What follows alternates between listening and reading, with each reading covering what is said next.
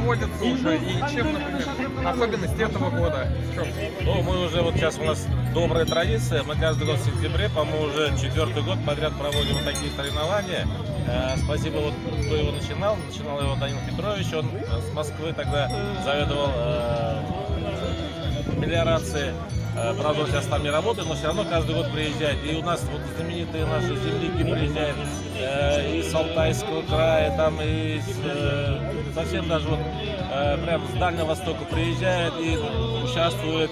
Особенно много вот с Кавказа людей, кто участвует.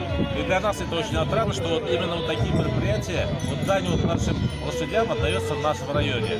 Действительно, это хороший праздник, народный праздник, я бы так сказал, потому что всю жизнь лошади, они были именно вот и товарищи для нас, и кормились, и с нами они в боевые походы ходили с нашими отцами, дедами, поэтому любовь к лошадям у нас в крови заложена. Поэтому я считаю, что это очень добрый, такой светлый праздник. И погода сегодня такая добрая, светлая.